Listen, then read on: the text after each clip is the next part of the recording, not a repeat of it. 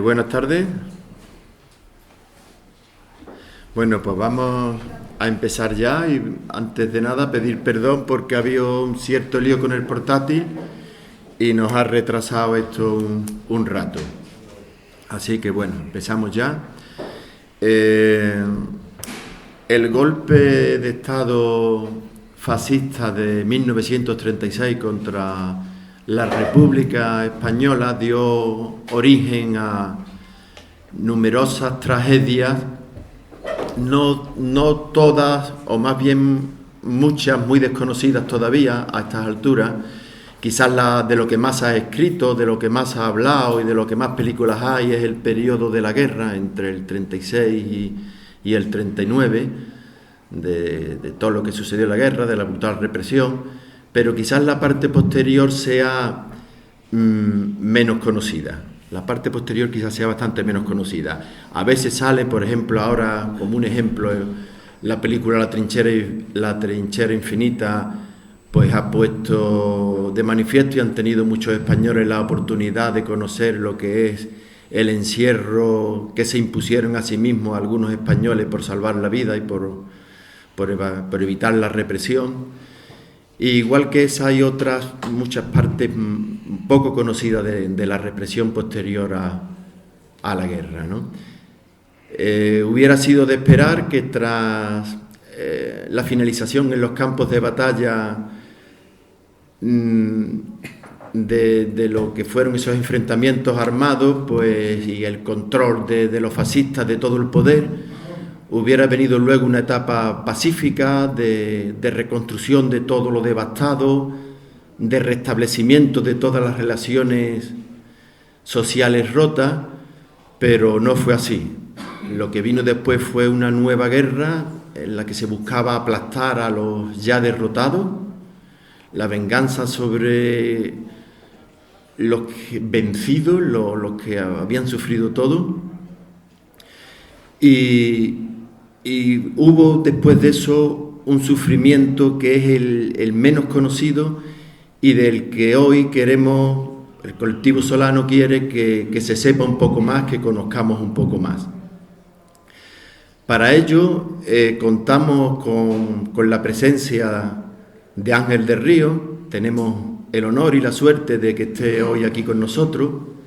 Ángel ha realizado numerosas investigaciones sobre la memoria histórica y en particular sobre la memoria histórica andaluza.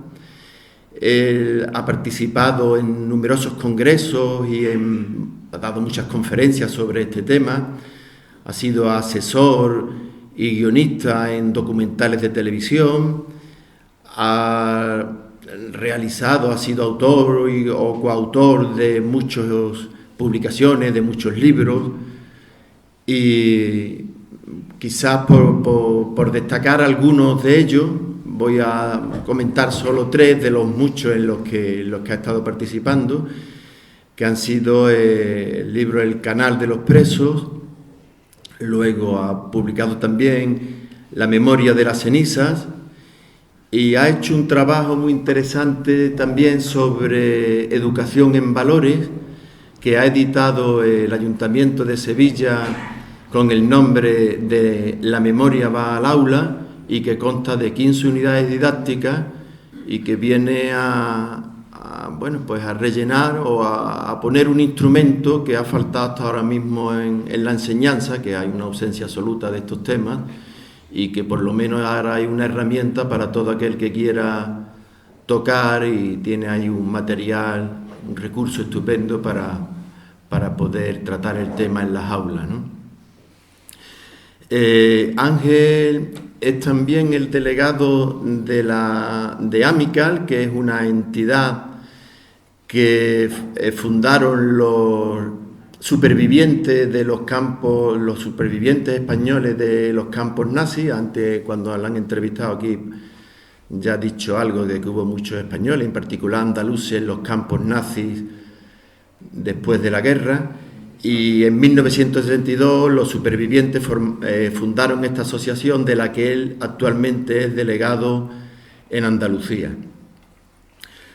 En resumen, Ángel es un toda una autoridad en memoria histórica y ha dedicado buena parte de su vida a que salga del desconocimiento nuestro pasado más reciente, con el objeto de que sea compartido y, en la medida de lo posible, poner las bases para la reparación de las víctimas. Quizás destacar una última cosa, un último rasgo de Ángel, que ha tenido el mérito y el privilegio de estar durante un tiempo de secretario del gran e inolvidable Premio Nobel José Saramago. En fin, esto se podría decir mucho más de Ángel, pero lo interesante es que escuchemos lo que nos viene a contar hoy, que es todo ese sufrimiento que, como decía antes, muchos españoles, después de haber perdido a sus compañeros y a sus amigos en la guerra, después de haber perdido la ilusión y los sueños, después de haber perdido los avances democráticos recién estrenados con la República, pues todavía le faltaba por vivir un futuro muy malo, una realidad brutal que soportaron cuando aparentemente ya no tenían por qué, porque el dominio ya era de ellos y habían aplastado todas las ilusiones del pueblo español, ¿no?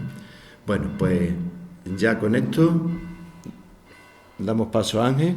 Después de la exposición de Ángel, como viene siendo habitual, entraremos en un debate donde ya podremos participar todos. Bueno, buenas tardes. Muchas gracias, Pepe, y mi agradecimiento a Solano por traerme aquí al Viso del Alcor, una localidad con la que tengo una magnífica relación, porque no lo has dicho, pero para mí lo más grande de mi currículum es que mi primera investigación, recién terminada la carrera como antropólogo, la hice aquí en el Viso del Alcor, y me vine a vivir unos meses aquí en el Viso y controlo vuestras polémicas con los maireneros y demás cosas, ¿no? Bueno, entonces siempre que vengo al Viso, pues me encuentro aquí con viejos amigos y me gusta, ¿no? Entre el Viso y Mairena me quedo con el Viso, que lo sepáis. Cuando David me invitó, me dijo que viniera a hablar de los campos de concentración y me dice, ya, que tú quieres venir a hablar de campos de concentración, trabajo esclavo, y le dije yo, ¿pero cuál? ¿De los nazis o de los franquistas? Y me dice, pues de los dos, porque en realidad he trabajado con estos dos temas, pero al final cuando estaba preparando esto, estaba pensando, digo, bueno, lo voy a enfocar más desde el punto de vista, porque es la última conferencia que estoy dando, y sobre todo con los alumnos, con el tema más que es más desconocido, porque ya estuve aquí hablando del canal de los presos, del trabajo de esclavos franquistas, y yo creo que algunos conocéis este tema. Lo voy a enfocar más desde el punto de vista que me parece muy desconocido todavía en muchos sitios, del tema de los campos nazis, de los andaluces, republicanos andaluces y españoles que estuvieron en los campos nazis, sometidos también al trabajo esclavo, y lo voy a poner en algunas cuestiones con un correlato de los campos de concentración franquistas para hacer algunas comparativas, porque siento incluso muy distinto, siempre hay una médula común que une ambas cosas. Y lo quiero poner en relación, sobre todo, porque una cuestión que yo me voy dando cuenta en la universidad todos los años, cuando trato estos temas, es el enorme desconocimiento que traen los estudiantes sobre el tema de los campos nazis en general. O sea, la Unión Europea y la ONU, Naciones Unidas, dicen que esto debe estar metido en los currículos escolares y esto se debe de estudiar. Y la máxima autoridad que hay en España, que es un filósofo, Reyes Mate, él decía que España es el Estado europeo que menor cultura de la memoria tiene, pero incluso del Holocausto, que no se estudia y la gente tiene una imagen bastante tergiversada de lo que fue. Seguramente esta foto la localizáis, es Auschwitz, digamos, la metonimia del mar, el mayor campo de exterminio que ha ideado una cabeza humana, donde mataron a más de 1 millón de personas y donde solo se iba ahí, llegaba el tren exclusivamente para matar a la gente. Ellos no iban a trabajar ni a nada, iban llegando los trenes, los vagones, y lo iban sacando y los metían en unas cámaras, los pelaban, los metían en la cámara de gas y los convertían en ceniza. O O sea, nunca en la historia de la humanidad había caído tan bajo. ¿Cómo se puede idear desde la más alta técnica, desde la más alta conocimiento científico, desde la más alta burocracia, porque estamos hablando que llevan a millones de personas de los puntos más lejanos de donde estaban puestos estos campos, todo con una precisión burocrática increíble, se lleva a la gente para exterminarla? Siempre se dice que el filósofo judío alemán Adorno decía que después de Auschwitz difícilmente ya no existe la poesía, ¿no? O sea, nunca nadie, a pesar de la historia, de las barbaridades que se habían hecho a lo largo de la historia, nunca se había caído tan bajo. Y decía, y esto no ha venido de un pueblo que podamos llamar bárbaro y que podamos llamar salvaje y tal, ¿no? Visto desde ojos europeos y eurocentristas, que esto lo pueden hacer los africanos y los asiáticos, ¿no? Se hizo en el corazón de Europa, con una población mayoritariamente católica, cristiana, católica y protestante. El país más avanzado en las artes, en la ciencia, en la poesía, en un montón en el tema de la ciencia, de las ciencias jurídicas, sociales, etcétera, ¿no? No viene de otro sitio, viene del sitio, digamos, central en Europa, que buena parte del mundo lo miraba con cierta envidia, ¿no? Y dice, ¿cómo es posible eso, no? Vamos a recordar aquí un poco, no sé si se ve, si lo veis, un poco las víctimas del Holocausto para que tengamos en cuenta la dimensión que hubo. Son 6 millones de judíos asesinados, niños, mujeres, ancianos, son 4 millones de prisioneros de guerra, mayoritariamente rusos, soviéticos, polacos, pero también del resto de Europa. Son 3,5 millones de polacos no judíos, son 1.100.000 de discapacitados físicos y psíquicos, que estos fueron las primeras víctimas del nazismo, su propia parte de la población, que no les servía en el plan eugenésico de decir, las que para ellos no son aptos de vivir, son gente que tenían sordera hereditaria, gente con discapacidades físicas y psíquicas de lo más variopinta, incluso alcohólicos, indigentes, etcétera. Esos son los primeros que fueron eliminados. 500.000 de gitanos, 250.000 homosexuales y decenas de miles de testigos de Jehová, que fue otro colectivo perseguido, presos de delito común, indigentes, alcohólicos, prostitutas, etcétera. O sea, estamos hablando de una magnitud tremenda, donde se idean unos campos para borrar a todos estos tipos de colectivos. Y ahí viene la percepción que tenemos nosotros. Mayoritariamente, si yo hago una encuesta a los alumnos, Hitler aparece como el tirano más grande de la historia de la humanidad. Pero también esto es una idea perversa en el sentido en que nosotros pensamos que el nazismo fue obra de un loco. Porque a Hitler se le pone como un sádico, un genocida, pero que era un loco, una persona demoníaca con un plan diabólico que se rodeó de un séquito de perturbados que fueron capaces de llevar a cabo eso. Pero eso no es así. Eso no es así. Nada, es que me estaban... No es así en el sentido en que Hitler pudo llevar ese plan porque tuvo el apoyo mayoritario de su pueblo. Él no es capaz de llevar esa dimensión tan increíble de víctima sin el apoyo mayoritario de su pueblo, con el apoyo de la comunidad científica, con el apoyo de buena parte de la intelectualidad y con el apoyo de buena parte de su pueblo. O sea, lo digo porque muchas veces se dice que lo que pasó en aquella época es una anomalía histórica, que solo se puede producir muy rara vez en unas condiciones determinadas. O sea, eso se produjo con un perturbado y un plan diabólico en el que se unió un grupo de gente para llevarlo a cabo. Y eso es un error. Esto se hizo con una sociedad avanzada y con gente normal. O sea, la población que apoyó a Hitler era gente normal, como digo, de religión cristiana.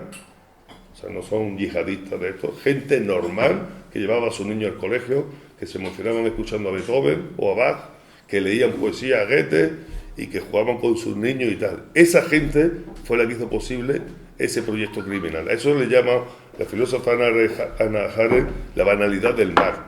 La banalidad del mal, gente que actúa, hace las cosas sin preguntarse que lo que está haciendo sufrir y hace daño a otras personas. Eso es la banalidad del mal. Y ese plan que sucedió en aquella época ¿Hoy día estamos curados acaso de que se vuelva a producir? Hace muy poco tiempo de eso, en realidad. Hace Y nada, parece que se ha curado totalmente. 2 generaciones son las que hay. Incluso los vemos como unos líderes a los alemanes hoy día.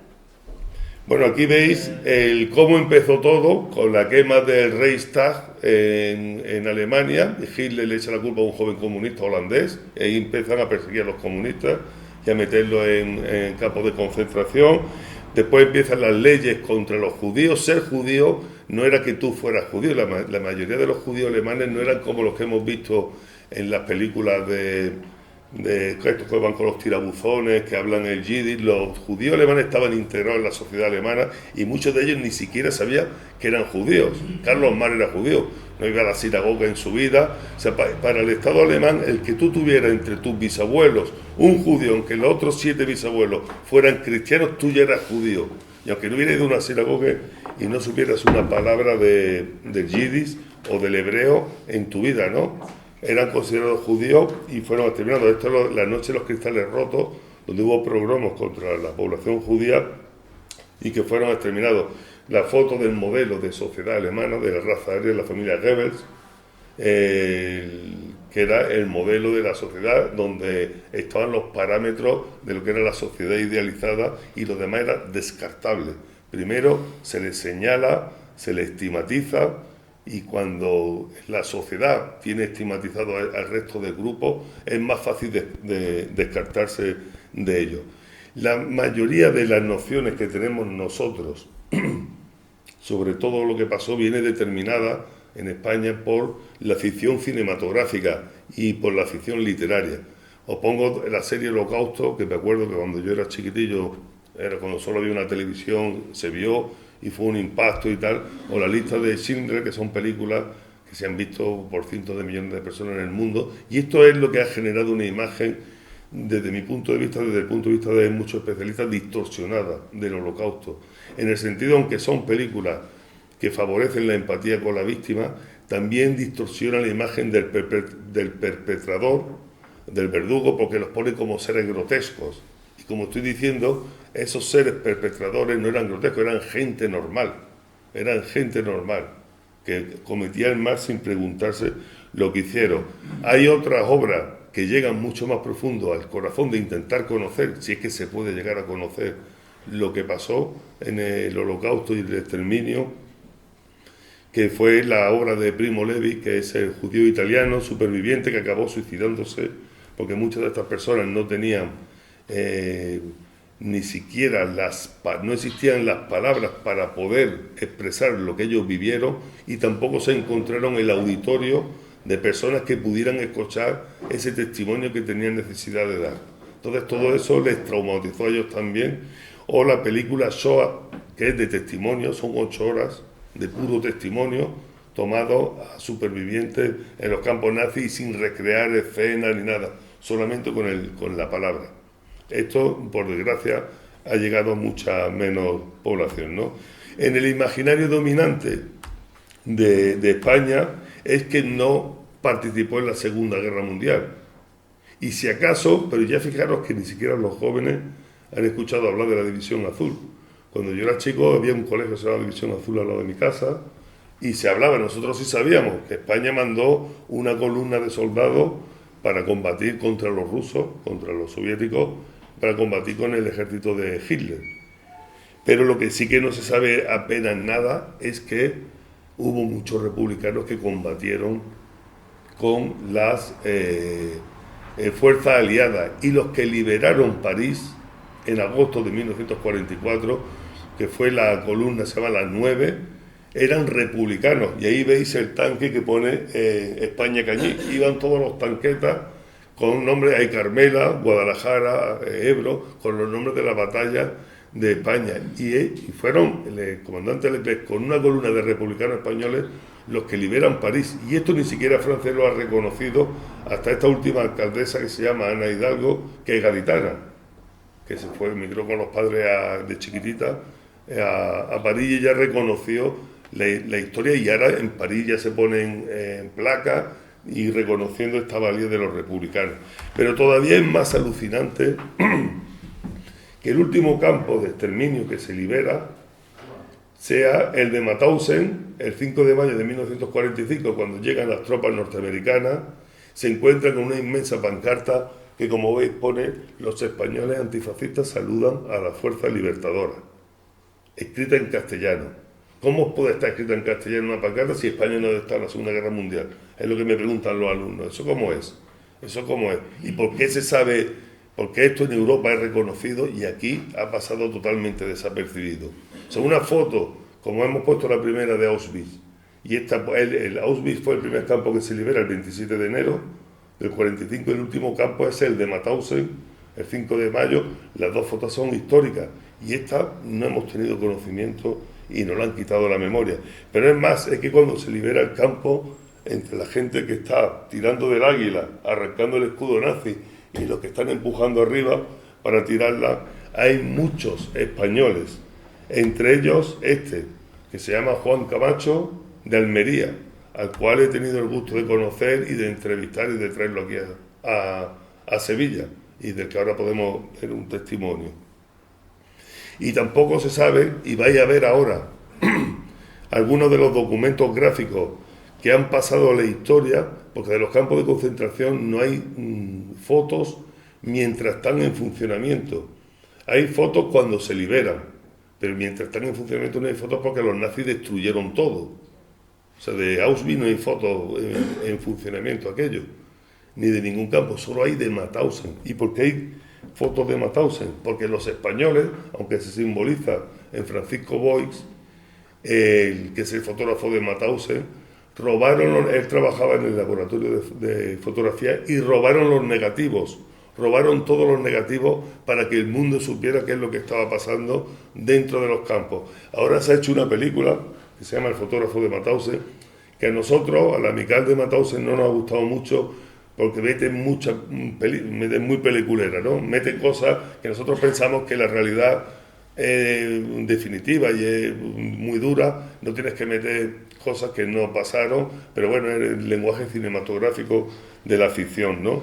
Bueno, este Francisco Boix fue el único español que testificó en los juicios de Nuremberg, que fueron los juicios, una vez terminada la Segunda Guerra Mundial, en los que se juzgó a todas las altas jerarcas nazis que no pudieron huir. Hubo muchos que huyeron y nunca fueron juzgados. Entonces, un tribunal compuesto por soviéticos, norteamericanos, ingleses y franceses, por la fuerza aliada, juzgó a los grandes criminales. Y el Francisco Boix, gracias a los documentos gráficos, pudo declarar que Speer, uno de los grandes jerarcas nazis, porque él dijo cuando en el juicio que él no conocía la existencia de los campos nazis, que no sabía, no sabía que se estaban dedicando al exterminio y a degradar la humanidad hasta las cotas más inimaginables. Él decía que no sabía nada de eso, y el Boix dijo: sí lo sabía porque está esta foto que nosotros robamos, en negativo, ¿no? O sea que las fotos, además de un valor historiográfico tremendo, tuvieron un valor pericial en un juicio, ¿no? Importante. Todo eso se le debe a los republicanos españoles, y qué poco sabíamos de esto, ¿verdad? Qué poco se sabe de esto. Anda que si hubieran sido franceses o noruegos o belgas o de otro país, estarían puestos en el panteón. Da igual, porque esto es la alergia, la voz es cuestión de alergia, esto no se va a ir por mucha agua que beba.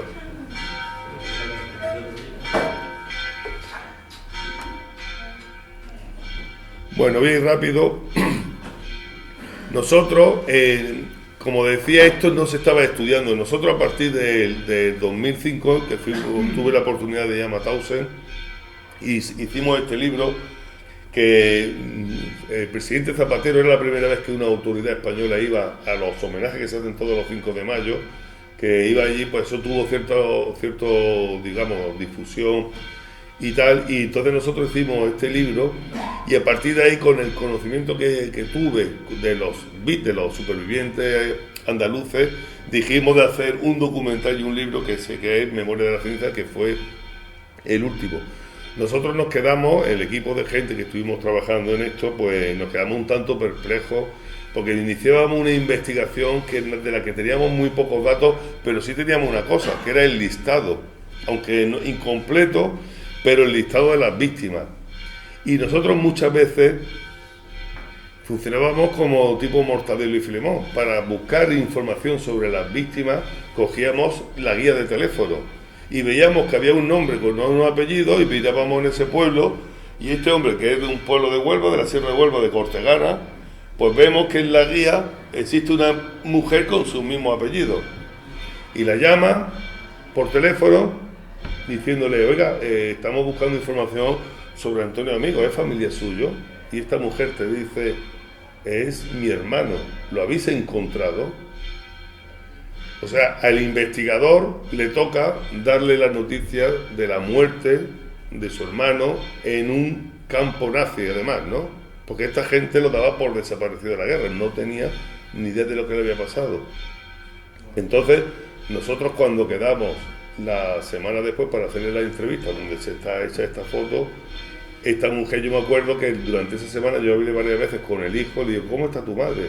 Y dice: mi madre está nerviosa, quiere saber más de cómo eran los campos nazis, cómo se vivía allí, dónde está el Mauthausen, dónde está el otro, tal. Y dice: quiere saber, y además está nerviosa, no come y llora. Está haciendo el duelo por la muerte de su hermano. Y cuando fui a ese día, ella estaba esperando en la puerta, me dio un abrazo y me dijo que a mí me impresionaron esas palabras, que fueron: gracias, porque prefiero morir sabiendo la verdad a vivir con la incertidumbre de qué fue de mi hermano. Prefieren saber la verdad porque, aunque fuera comunicado por un investigador, para ellos es acta notarial. Para ellos ya es como si un notario tuviera certificado la muerte, porque si no, viven con la congoja y con la incertidumbre, viven con una sensación de decir dónde está, porque se agarra a una idea quimérica, dice: si mi hermano no se ha puesto en contacto conmigo y nadie me ha dicho nada, a lo mejor coge un barco y se fue a Argentina o a Brasil o a México o a América, ¿no? Se fue y es feliz por allí, ¿no? Pero si nadie le comunica la muerte, se agarran a esa idea quimérica y viven con esa incertidumbre.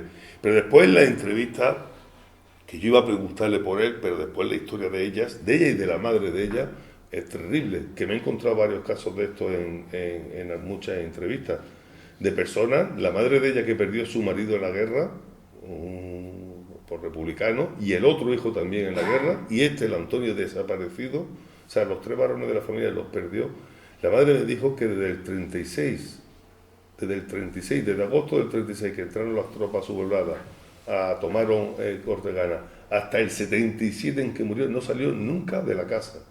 Nunca. De estos casos me he encontrado varios.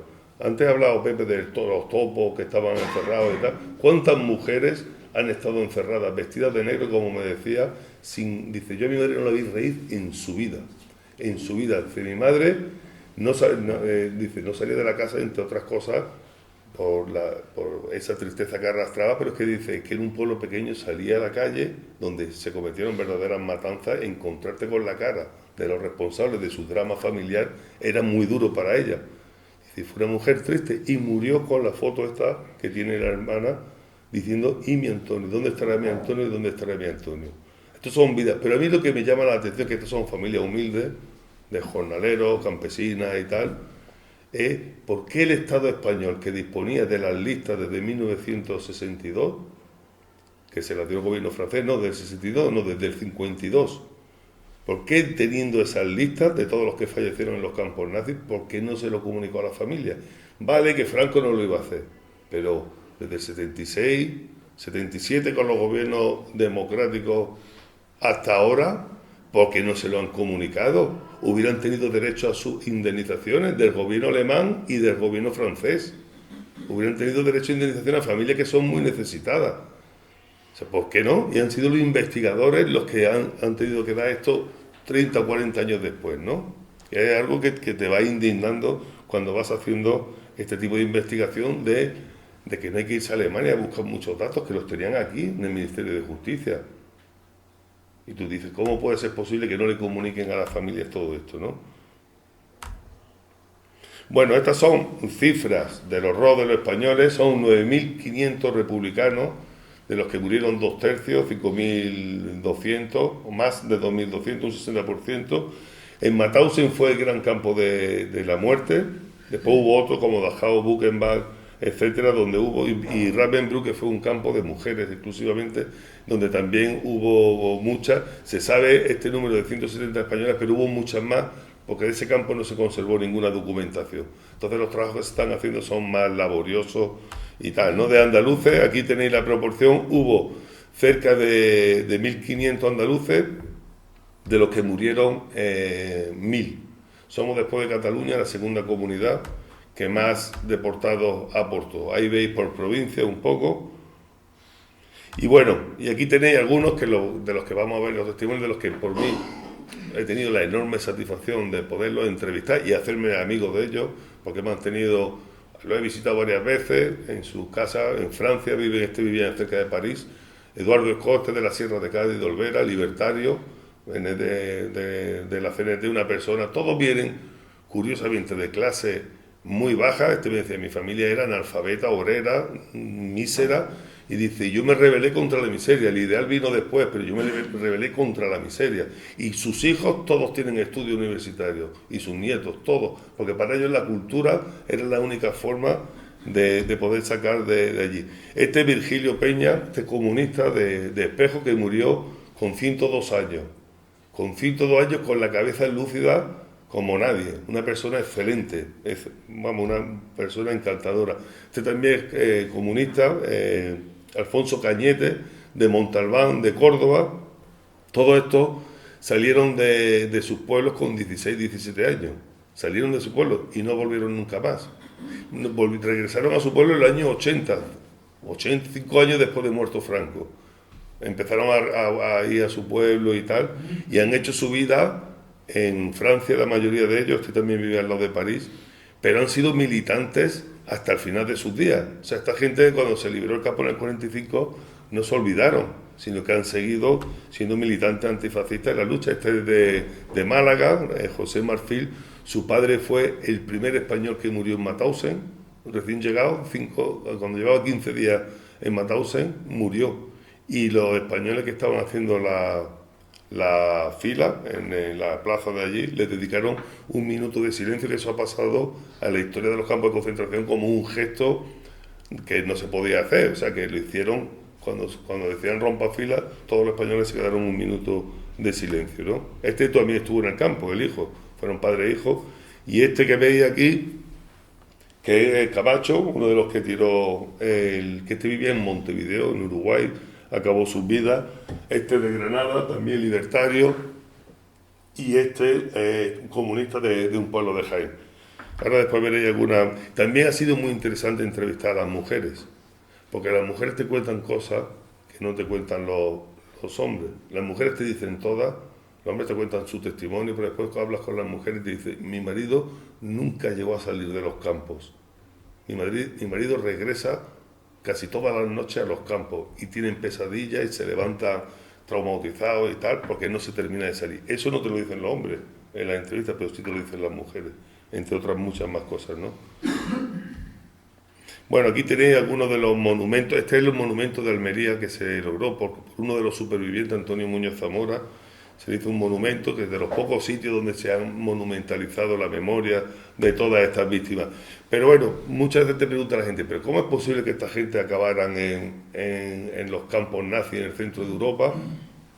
Yo le explico siempre poniendo la centralidad en Sevilla, podría ser en cualquier otro lado de Andalucía, pero cuando se produce el golpe de Estado, digamos que hay dos sitios de huida, ¿no? Hay gente, se produce el golpe de Estado, muchos republicanos, tanto civiles como jóvenes que se meten en las milicias, etcétera. Unos huyen por arriba, por Peñarroya, se van hasta Madrid, y otros se van por abajo, que llegan hasta Estepa y bajan a Málaga, y esta gente son, casi todos los que yo he entrevistado, son de estos, aunque también hay algunos de los que se fueron por arriba. Hacen las famosas desbandadas, que ahora se han cumplido no sé cuántos años, 80 y pico de años, ¿no? ¿Sabéis, no? La desbandada, andando, decenas de miles de personas, siendo bombardeados por aire por la aviación nazi, por la marina italiana desde tierra y por la artillería española desde mar, la artillería desde tierra, y muchos de ellos huyeron de aquí, después confluyen en Madrid, donde acaban integrándose, muchos de ellos en el Ejército Popular Republicano. Aquí veis dos manchas cuando el Frente del Ebro se rompe los franquistas rompen y queda la España republicana, queda la Cataluña por un lado y esta en otra. Los que quedan aquí abajo acaban en los campos de concentración franquistas. Los que quedan en la otra parte de allí tienen posibilidad de huir al exilio. Esta es la razón por la que muchos que les cogen aquí no acaban en Mauthausen. Los que acaban en Mauthausen en los campos es porque les pilla la guerra de ese lado. Estaban en el frente del Ebro y les pilla de ese lado. Entonces de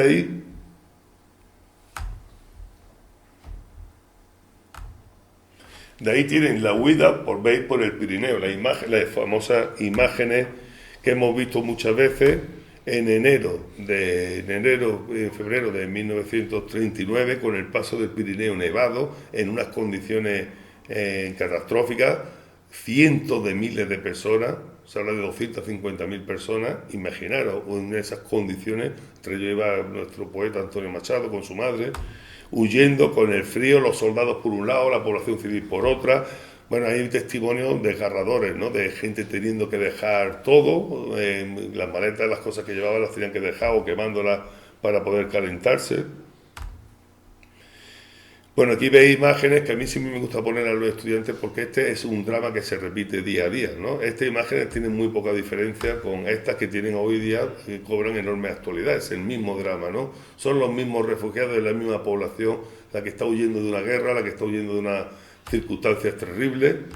Y yo siempre digo que todo lo que está ocurriendo de aquí a 20 o 30 años, o 40 años, se dirá: ¿qué hizo la población con todos los refugiados, con los millones de personas que lo están sufriendo? ¿Habéis visto los grupos nazis, neonazis, quitándole incluso las motoras, las lanchas y tal, ¿no? Y dirá, ¿y qué hizo la ciudad, qué hizo Europa por ello? ¿Qué hizo Europa? Como nos preguntamos ahora, nosotros se pregunta la población, mucho de la población alemana, ¿qué hicimos nosotros? Después vendrán los lamentos, ¿no? Y lo veremos como algo ajeno, ¿no? Bueno, aquí veis que los españoles llegaron y acabaron en los campos de que le idearon el gobierno francés en las playas en unas condiciones terribles. Esto es un testimonio terrible, que lo vamos a escuchar de su propia voz, si...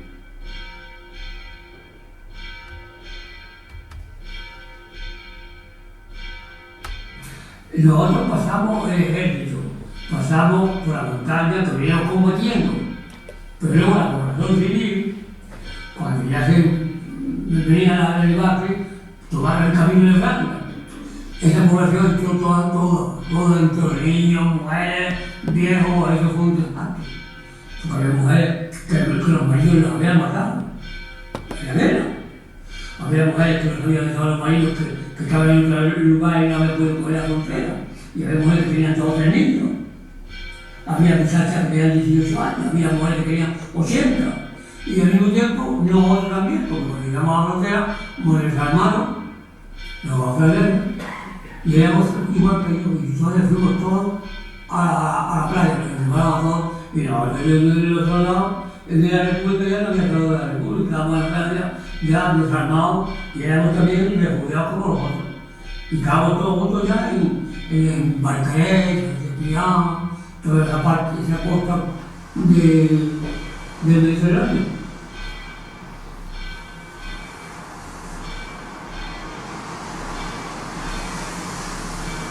A pesar de que sea los Pirineos orientales, aquí venimos todos andando, del Pertú venimos hasta aquí andando. Y es aquí que nos escogieron la Francia, como si fuéramos borregos,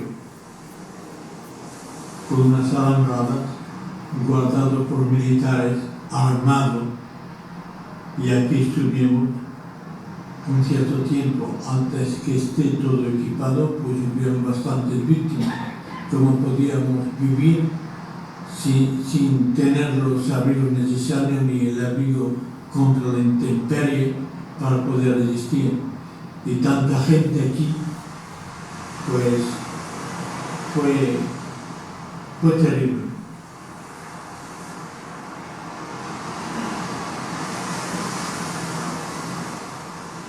Esta playa no había nada para la higiene del hombre. Es decir, que la mitad de la playa estaba lleno asqueroso de todas las necesidades del hombre, y todo eso estaba lleno de porquería. Así es que se reducía la superficie de la playa. Y luego ya, más tarde, empezaron a traernos planchas, madera y demás, por así, y cada uno estábamos todos por grupos, ¿sabes? Eran grupos de unos 15 o 20, y cada uno pues iba a buscar la comida para los 20, ¿sabes? Estaba ya organizado. Y como teníamos 4 planchas y madera y demás, pues hacíamos chabolas para ponernos al abrigo. Pero eso fue a poco.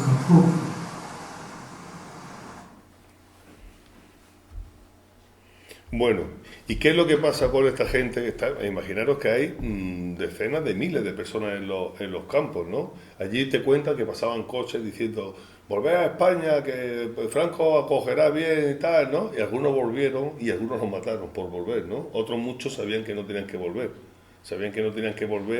Las mujeres las echaron de los campos, las mujeres estuvieron poco tiempo en el campo y las fueron distribuyendo por distintos sitios.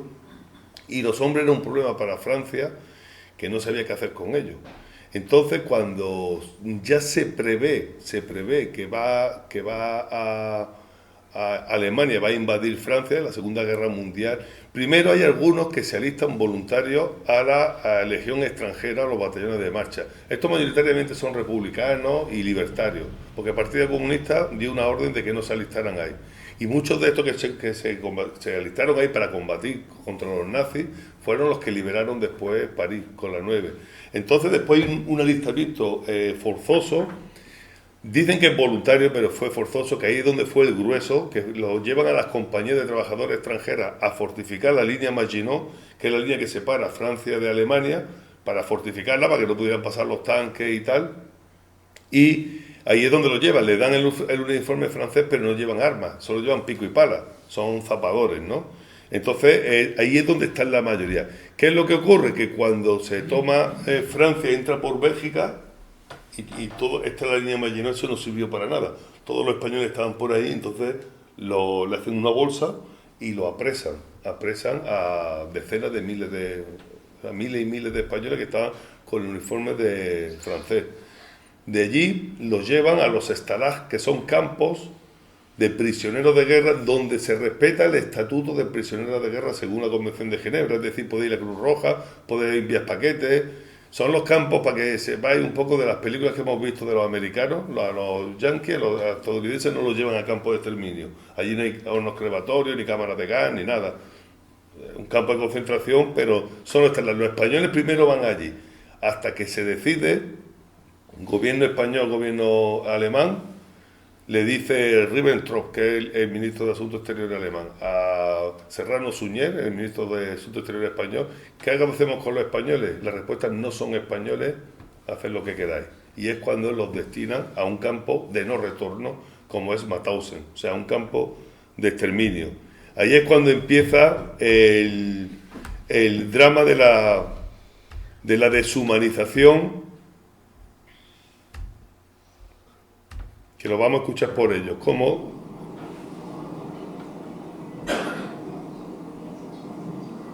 nosotros no sabíamos qué iba a pasar. Si nos iban a coger, nos iban a llevar a España, nos iban a llevar a otro sitio, o ni Cristo sabía una palabra de lo que iba a pasar. Pero que nosotros éramos completamente ignorantes, pero no nosotros, ni los franceses.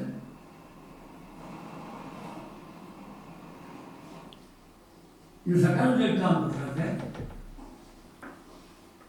pero había dos caminos, en Alemania o en España, Franco o Hitler. Los alemanes a los españoles que cogían de la guerra de España tenían ya el acuerdo que los iban a eliminar. Una noche, nos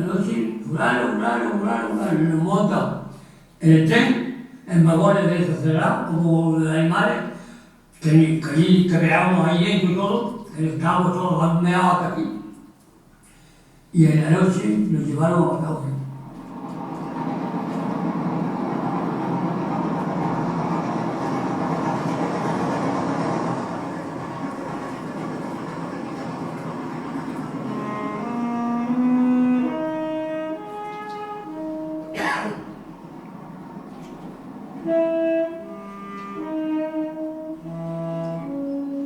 Nos llevaron a unos vagones que eran de ganado. Había poco oxígeno en esos lugares y muchos se mareaban y teníamos que sufrir las consecuencias biológicas de las necesidades que teníamos, no las podíamos cumplir. Cuando abrieron las puertas, nos sacaron a palos ahí, con el raus, quema, los. Y bajamos, nos formaron en forma militar y nos llevaron hasta Mauthausen, marcando el paso con las indicaciones en alemán, que no sabemos qué era, los 1, 2, 3, 4, 5.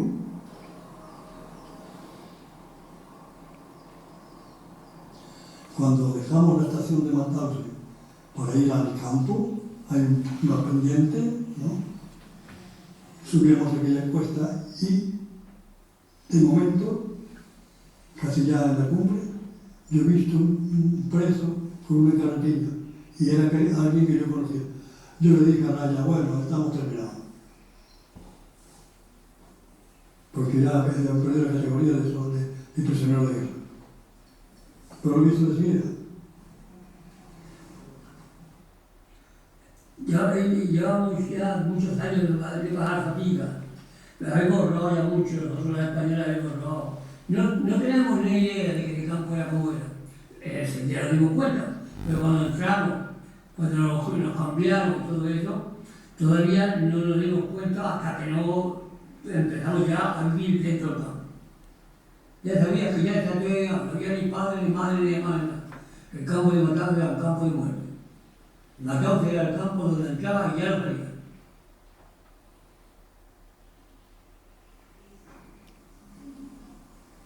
Esto que yo tengo aquí en mis manos, es la chaqueta que tenía yo durante 4 años y medio en Mauthausen. El número que veis aquí es mi número que me concerniaba.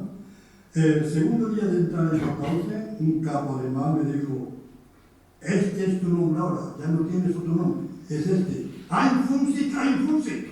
Mételo bien en la cabeza, mételo bien en la cabeza. Einfunzig, es tu nombre.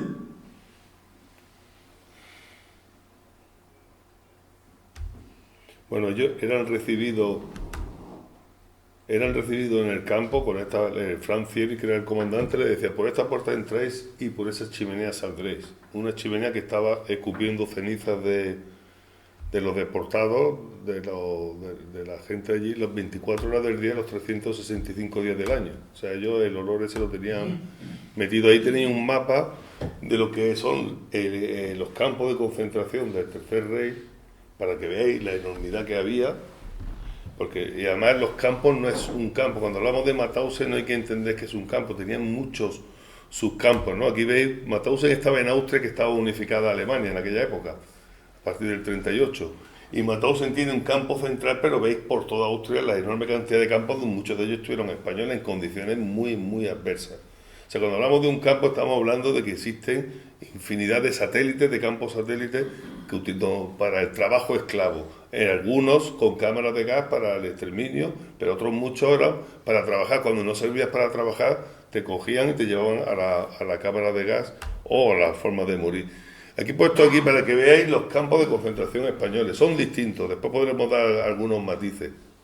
El último estudio que han hecho, esto ya lo investigó Javier Rodrigo en el 2005, sacó un libro bastante bueno, se llama Cautivo, sobre los campos de concentración españoles, pero ahora se ha editado uno nuevo, hecho por un periodista, Carlos Hernández, donde ya eleva la cifra a 300, y ahí no están los campos de trabajo tipo los Merinales, los de aquí, los del campo los de los trabajos forzosos, porque han utilizado la nomenclatura que el propio sistema franquista le daba a lo de inspección de campos de trabajo. Por lo tanto, no entran lo que son campos, o sea, entran los de campos de concentración, no lo que son los campos de trabajo, que son igualmente campos de concentración. Aquí tenéis los de Sevilla, que veis la cantidad, unos son de distintos. Hay campos de clasificación, que donde la gente termina la guerra, te llevan allí para clasificarte. Hay campos que son de trabajo, hay campos como el que estaba en las Gavas de las Arenas, que a mí no me gusta utilizar ese concepto, y de hecho hoy hay una conferencia que se titulaba Campo de Exterminio. Yo creo que la palabra campo de exterminio a los españoles no se le puede poner. Es cierto que ese es un campo de mendigos, es un campo de mendigos y murió la mitad de la población mendiga. Había varios centenares y murieron la mitad. Murieron muertos de hambre y por las enfermedades, pero no estaba diseñado ese campo para el exterminio. O sea que yo creo que los conceptos hay que utilizarlos con mayor rigor. Aquí veis los sellos que tenían de campo de prisioneros, campo de concentración, de los distintos sitios de aquí, he buscado. Pero fijaros en esta, que este es un periódico falangista de Cádiz, decía en el 37, crearemos campos de concentración para vagos y maleantes políticos, para masones y judíos, para los enemigos de la patria, el pan y la justicia. El territorio nacional no puede quedar ni un judío, ni un masón, ni un rojo. O sea que ninguno de nosotros estaríamos si fuera por ello, ¿no? Esta era lo como ideaban ya la cuestión, su lenguaje y toda la historia, ¿no?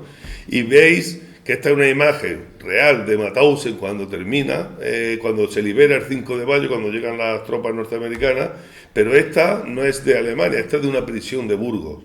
Aquí también hubo una inanición, hubo muertos de hambre, no es comparable el fenómeno, no es comparable, pero la médula común de sitios de trabajo forzoso, de reeducación, de humillación, de hambre, de penuria, de tortura y de muerte es una médula común que unifica a uno y otro, aunque la dimensión del tema de los nazis es mucho mayor, ¿no? Siempre cuando hacíamos unas entrevistas nos decían, siempre todos los deportados, nos decían, tenéis que ponerlo y decirlo harto, que el responsable de nuestro sacrificio fue Franco. Ellos decían, fue Franco, Hitler por supuesto, pero fue Franco y eso lo tenéis que decir, porque parece, y el franquismo quiere decir que ellos no sabían nada, han dicho eso. De hecho, en estas reuniones, aquí veis a Serrano Suñer, que murió en el año 2000 con 100 años por ahí, murió con un centenario, ya tiene la cara de viejito apacible y tal. Él estuvo diciendo antes de morir que no tenía ni idea de todo eso. Por fortuna se han encontrado documentos en los que sí se sabe que sabía. Él se reunió con Ribbentrop, se reunieron para decidir la suerte de todos esos miles de españoles que estaban, a los que le adjudicaron el calificativo de apátridas. Ustedes sois apátridas. Así fueron a Mauthausen. Otro responsable del sacrificio de los españoles fue Pétain. Sabéis que Francia fue ocupada por la parte norte por los nazis y aquí existía un Estado libre títere de los nazis, comandado por este hombre, que era otro fascista, que se dedicó grandes esfuerzos a perseguir a los republicanos que estaban por allí, en el Maquis y combatiendo para perseguir y dárselo a la Gestapo para que se lo llevaran a los campos nazis, ¿no? O sea que a este tampoco se le puede olvidar, ¿no? Y los españoles cuando llegan a Mauthausen es el único colectivo que le ponen un triángulo azul, que es el de los apátridas, con la S de Spanier. Pero es el único colectivo, fijaros en la clasificación que hacen los nazis. Que veis, esto es de los judíos, la estrella de David, sabéis que se lo ponían los judíos, el triángulo rojo es de los políticos, que se supone que es el que deberían llevar los españoles.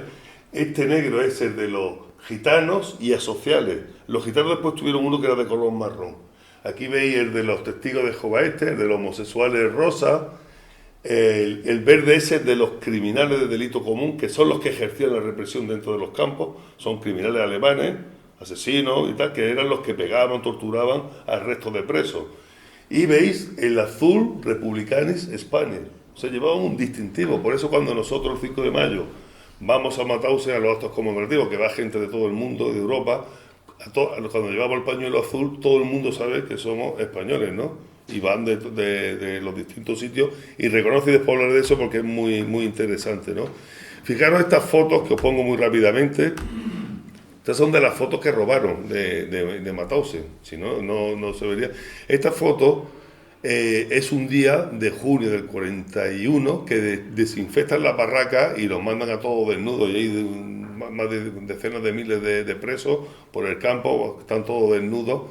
Como ese día no van a trabajar, están todos allí, y fue cuando crean el Comité de Liberación de Mauthausen, porque, claro, está allí, se encuentran gente, republicanos españoles y gente que combatió en la Guerra Civil, que las brigadas internacionales, se encuentran y dicen, tenemos que idear un sistema para que al menos uno de nosotros salga vivo de aquí.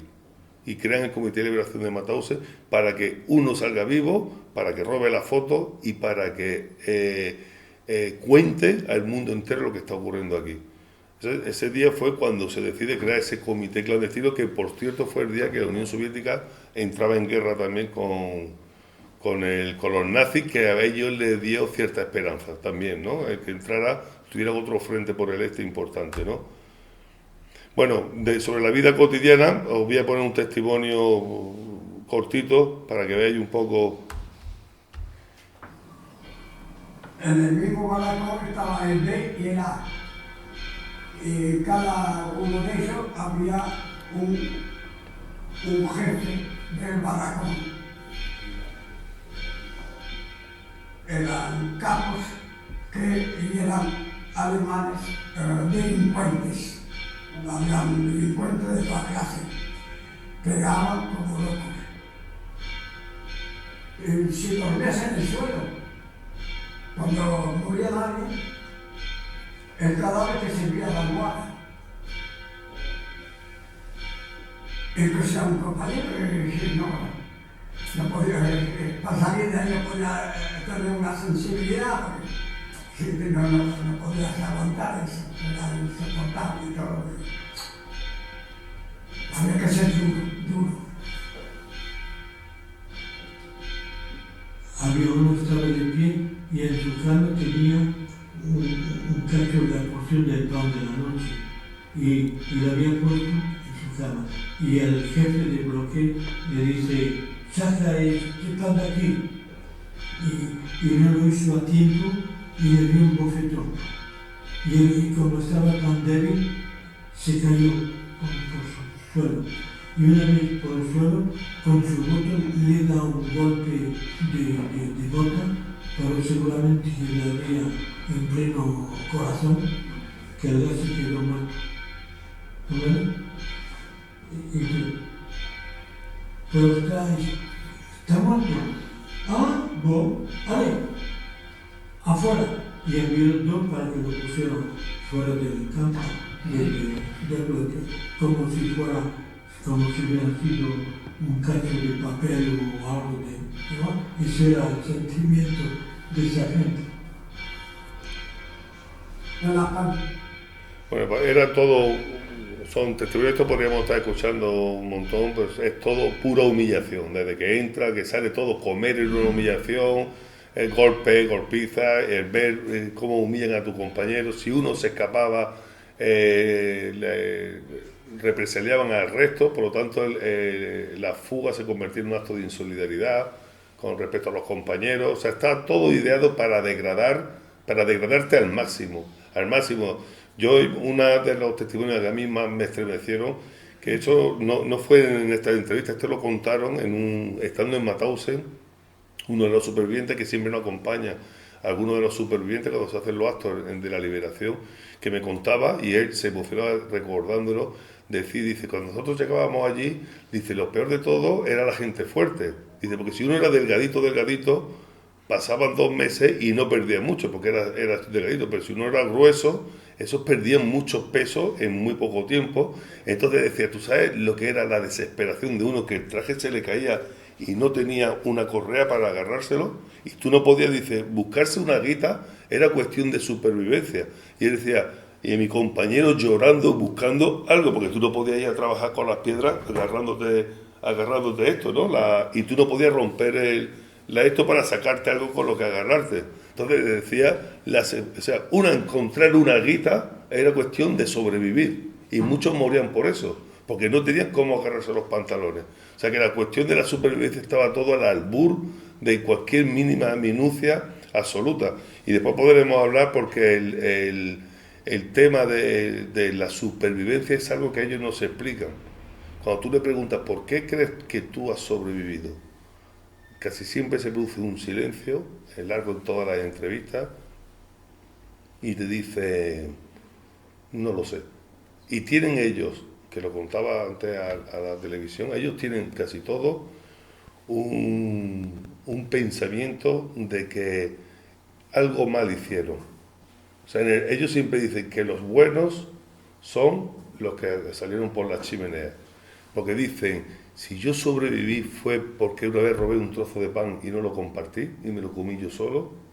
Y si yo hacía esto, y pues dice, el que ayudaba era el que moría. Entonces dice, los buenos son los que se fueron. Y los que quedamos sería porque fuimos un poco malos, un poco pícaros y tal. Es cierto que el destino donde tú estás trabajando es una supervivencia. Si tú trabajas en la cocina, pues algo puedes robar, llevarte a la boca, ¿no? Que no estando en las canteras y tal, ¿no? Pero siempre valoran, hay cuestiones que ellos no saben, y sobre todo el tema de la amistad. Dice, el tener camaradería, que los españoles sí le hicieron entre ellos muy fuerte, el tener compañeros, eso era muy importante. Dice, porque una persona puede estar bien físicamente, pero si psicológicamente empieza a pensar en su madre, o en sus hijos, si los tiene, o su mujer, o su hermano, lo que sea, dice, esa gente eran las que caían inmediatamente. Dice, como empezaran a pensar en su familia y tal, esa gente se iba. Y cuando el comité clandestino repartía la comida, no se la daba que estaba más decrépito. Eso me lo contaban ellos. Dice, la persona que estaba decrépita, que tú le das una patata o un trozo de pan, dice, si sabes que se va a morir una semana, yo ya sabía. Cuando robaban, no se la daban a los que estaban mal, se la daban a los que tenían posibilidad de sobrevivir.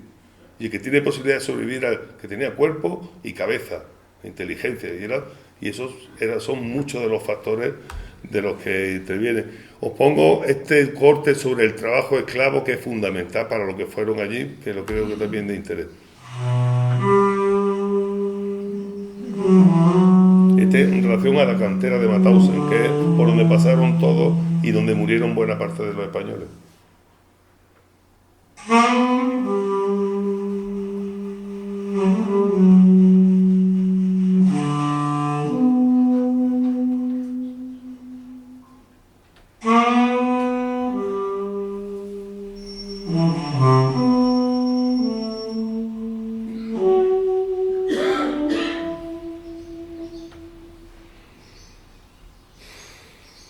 Bajan las escaleras de 187 escalones, nos tiraban piedras grandes como el puño, de 70 metros de altura. Si recibías una piedra en la cabeza, eras un hombre muerto. Un día estaba yo allí trabajando, viene el alemán y me dice, Spanish, dice, agarrar. La emoción me mata.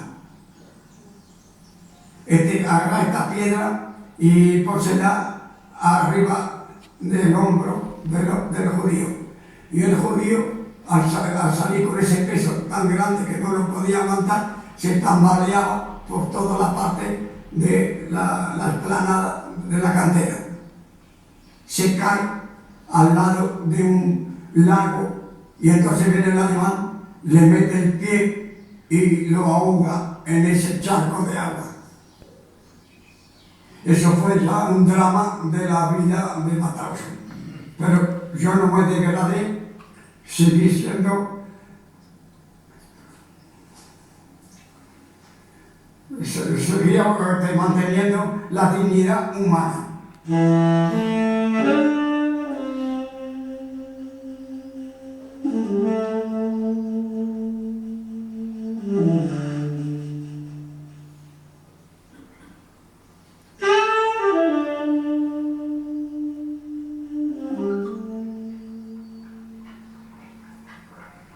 Era un trabajo muy duro, porque era pico y pala para bajar las piedras, metían dentro de una vagoneta para trabajarla en el molino, lo hacían piedra más chica, piedra más grande, y después también se hacían adoquines,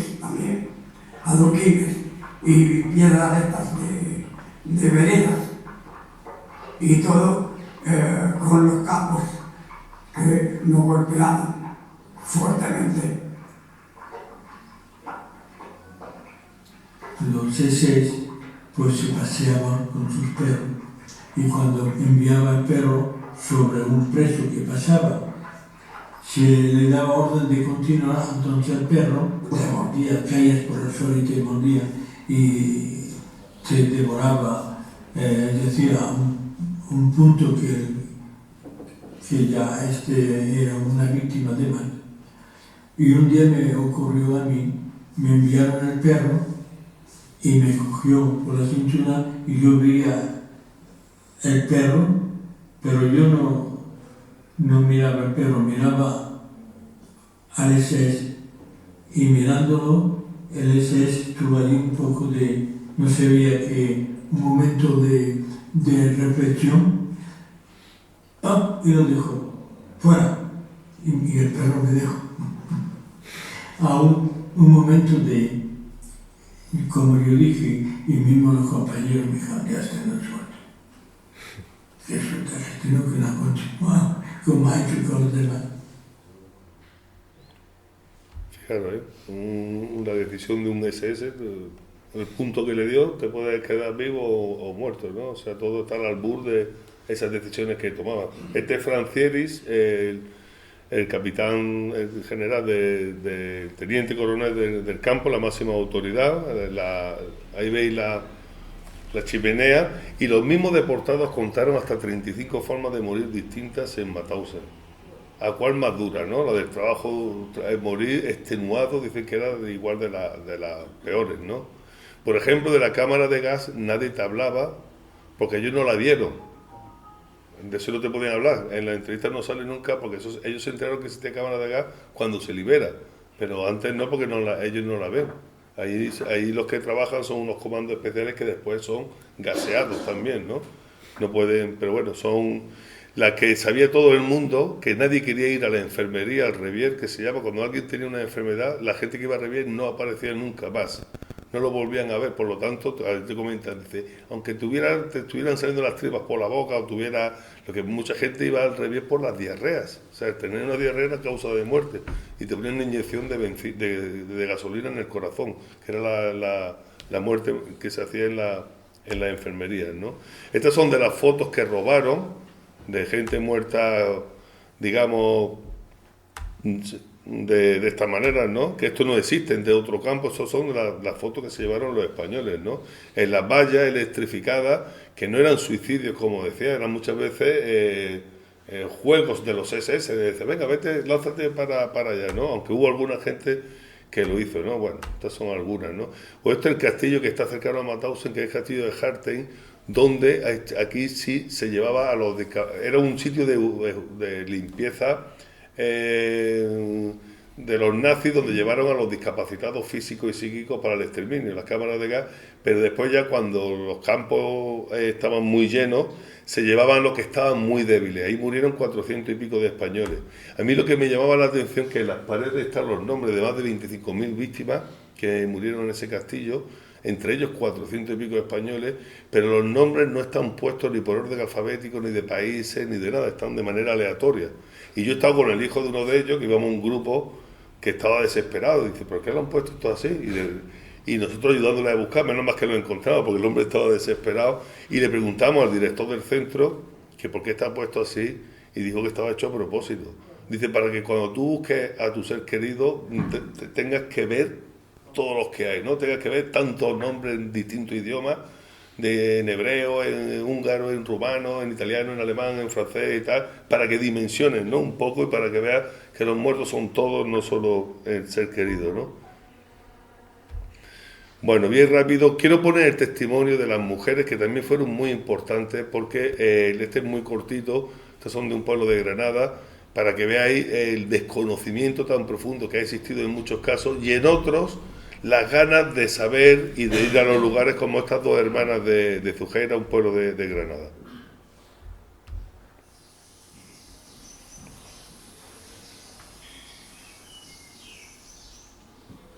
Aquí en Zubaira murieron días en el campo de concentración. Todos conocidos, todos eran de la misma casa. Mi madre Siempre sí, ya ves tú que ella decía, hay que ver la vida, que está pasada y menos por tan agustico como estaba. Me dijo que mi padre era muy bueno, que con ella no se metía para nada, que eran muy felices, pero que le duró tan poco. Ella esperando que viniera, pues le cayó, ya ves tú, fatal. ¿Cómo le va a caer? Ya tu su vida, como ella decía. Las esperanzas se le perdieron. Aquí tengo la foto que me pusieron tú, que tendría unos 13 añillos por ahí, unos 13 o 14 añillos. Y fue cuando mandaron la carta que había muerto los de Subaira. Días que había muerto. De aquí.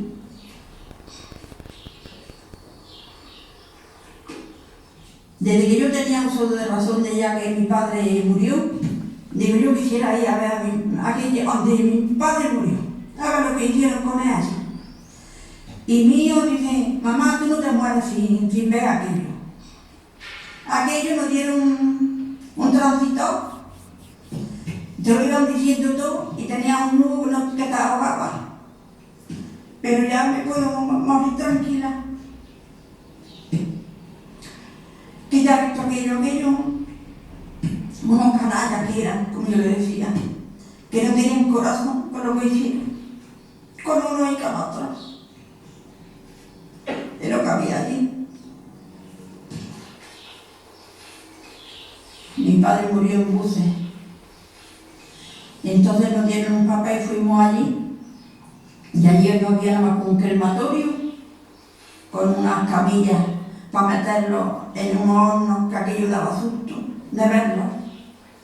Aquello era nada más que el crematorio, una habitación muy grande y un patio muy grande. Y mi padre dice que lo llevaron el día antes y al otro día se murió con sería porque lo quemaron. Porque duró un día. Pero que ya puedo morir tranquila, que ya lo vi.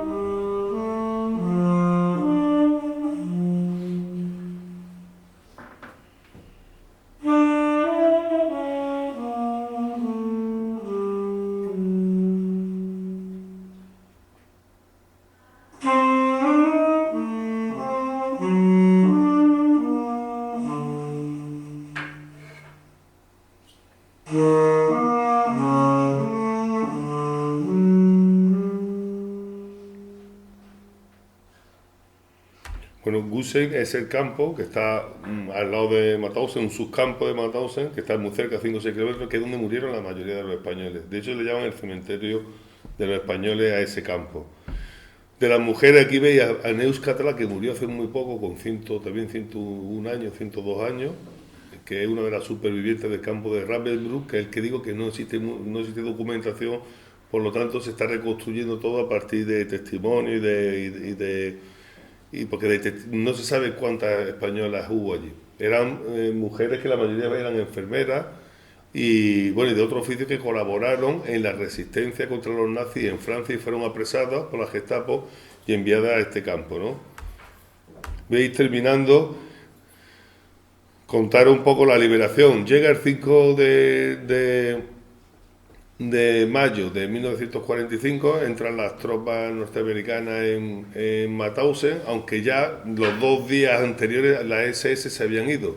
Los españoles, claro, cuando llegan las tropas, los colectivos, ellos firman el juramento de los supervivientes, todos los colectivos que hay, creo que son de 16 países distintos, por el cual iban a dedicar su vida a testimoniar los horrores de los campos de concentración nazis, y a luchar contra el fanatismo racista y fascista y tal, ¿no?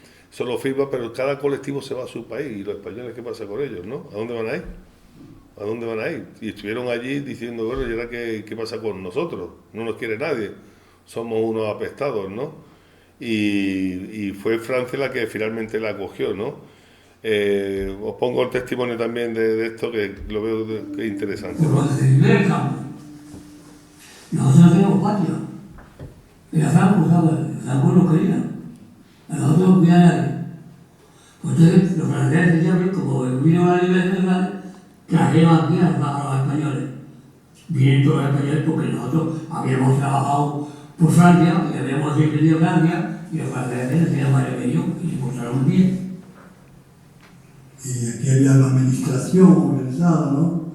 En el Hotel Lutecia, cuando llegamos allí, los camiones nos llevaban al Hotel Lutecia, y en el Hotel Lutecia ya había una organización hecha, y ya había las alcaldías de los alrededores de París, los deportados que podían mover.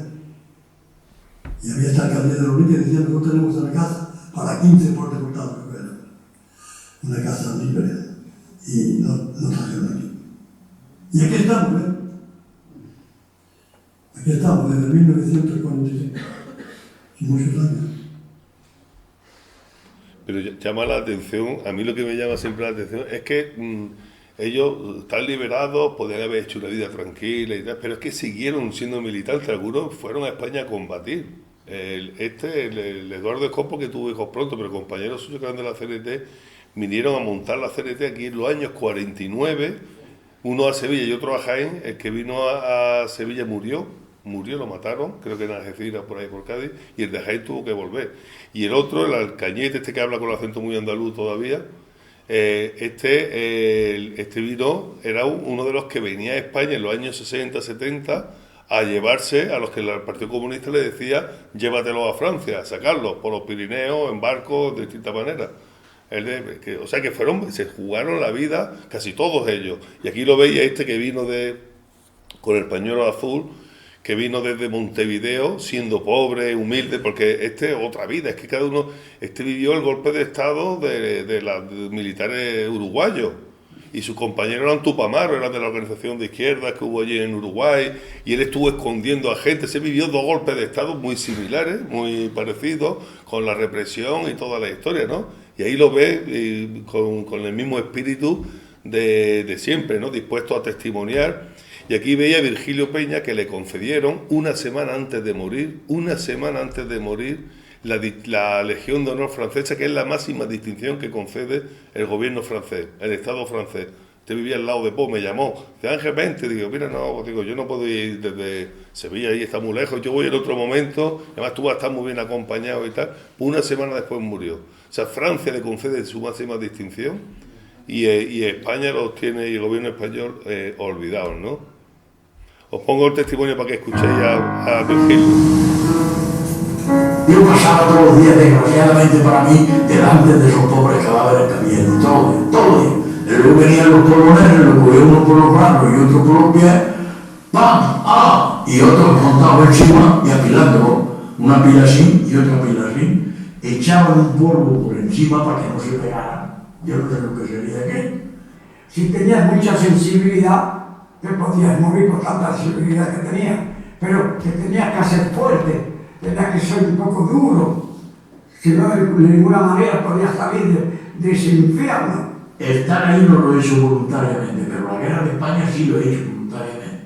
¿Comprende? Ahí me han llevado por fuerza, ahí me han pegado palos por fuerza, ahí he sufrido por fuerza. ¿Comprende? Y todos los días. Pero además de sufrir todo eso, no me he comido ni un gramo de la granada que tengo aquí dentro. Seguimos siendo antifascistas. Antifascistas hasta la muerte.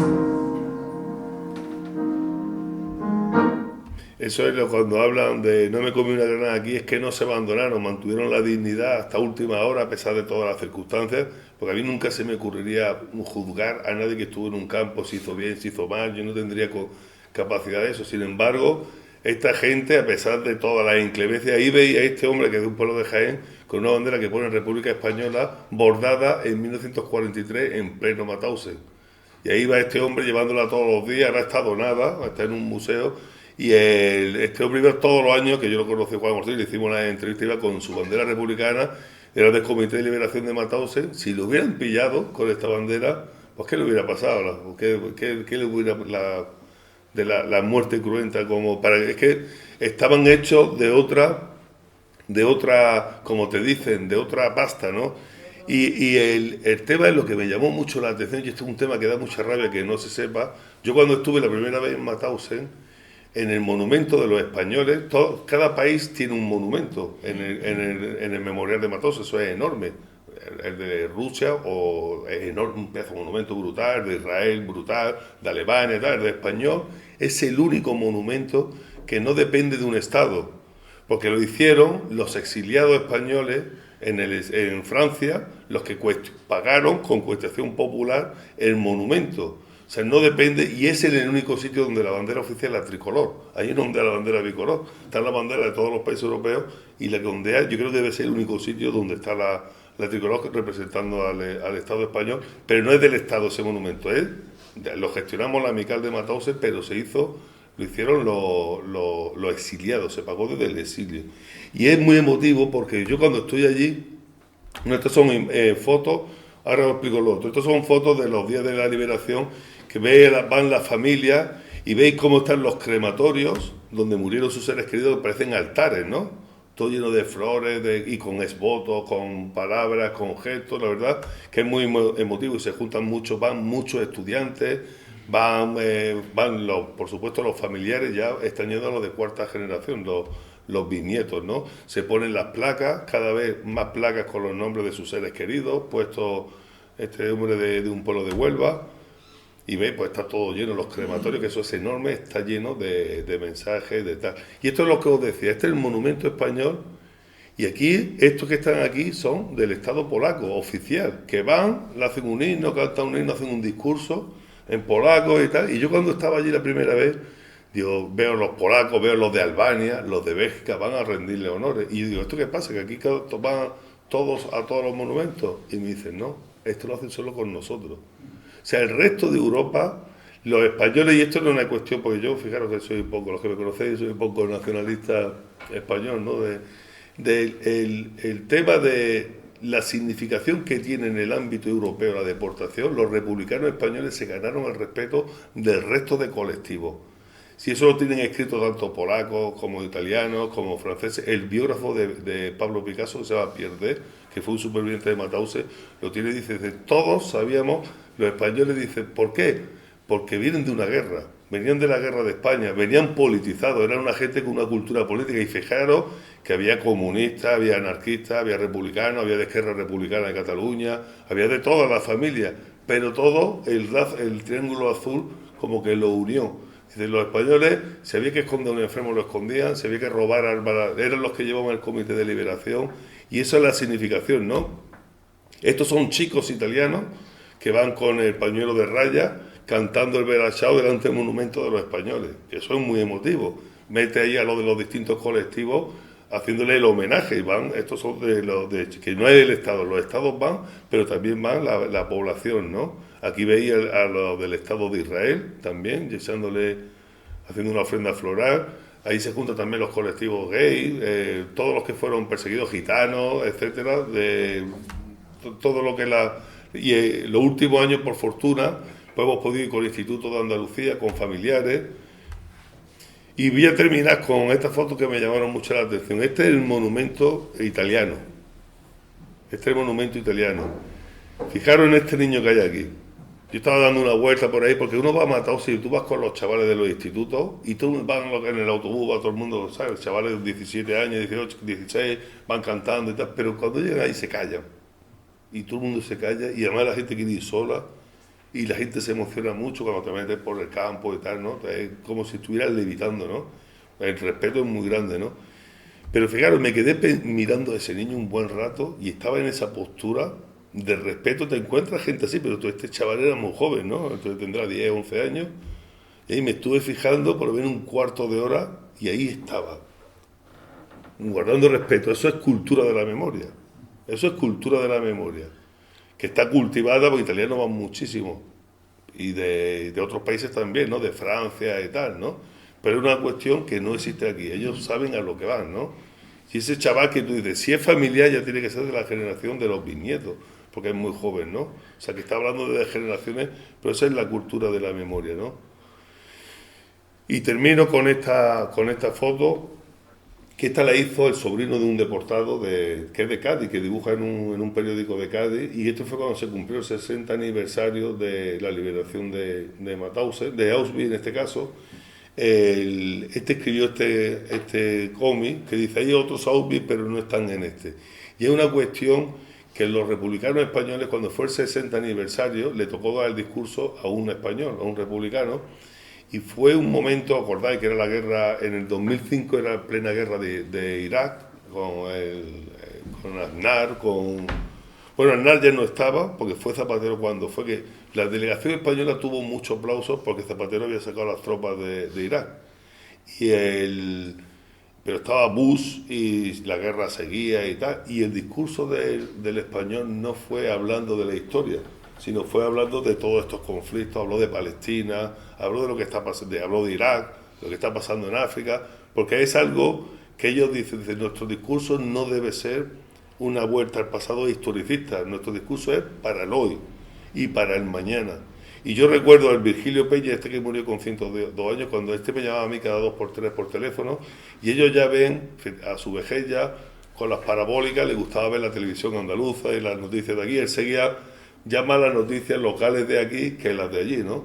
Y siempre cuando me hablaba, dice: ¿cómo va la huelga de estudiantes? ¿Cómo van esto, no? Te hablaba de los conflictos que había aquí y cómo estábamos metidos, ¿no? Y yo recuerdo que, no sé si acordáis vosotros, porque no hace tanto de esto, el que se ha presentado por Barcelona a la alcaldía por Ciudadanos, el Arturo Valls, ¿no? Sí, el Valls. Este fue el primer ministro de Francia por el Partido Socialista. Pues siendo el primer ministro, echaron a una niña, la detuvieron de un autobús de la escuela, una niña de 15 años gitana, y la deportaron. La cogieron porque no tenía papeles, una familia eran de Albania, gitana, que venían de Italia, no sé qué, pero además la sacan del autobús. Yo recuerdo, porque ese gesto, contado por Virgilio, él estaba indignadísimo. Dice: ¿pero de qué ha servido que ahora, y además que venga un hombre que se dice de izquierda y que haga esta barbaridad y esta locura, ¿no? Entonces eso a mí me emocionaba, de que él tuviera esa capacidad de indignarse por ese sufrimiento que sigue hoy día, ¿no? Y no sé si lo leéis o lo leo yo. Estos son una frase de Max Aub, como sabéis, el escritor del exilio, republicano del exilio, se llama Campo de los Almendros. Él estuvo en campos de concentración en Francia, pero yo creo que estas son una frase que sirve para definir a todos los que estuvieron tanto en los campos franquistas como en los franceses, como en los nazis, ¿no? Y dice así: estos que ves ahora, deshechos, maltrechos, furiosos, aplanados, sin afeitar, sin lavar, cochinos, sucios, cansados, mordiéndose, hechos un asco, destrozados, son, sin embargo, no lo olvides, hijos, no lo olvides nunca, pase lo que pase, son lo mejor de España. Los únicos que de verdad se han alzado, sin nada, con sus manos, contra el fascismo, contra los militares, contra los poderosos, por la sola justicia, cada uno a su modo, a su manera, como han podido, sin que les importara su comodidad, su familia, su dinero. Estos que ves, españoles rotos, derrotados, hacinados, heridos, soñolientos, medio muertos, esperanzados todavía en escapar, son, no lo olvides, lo mejor del mundo. No es hermoso, pero es lo mejor del mundo. No lo olvides nunca, hijo, no lo olvides. Y muchas gracias.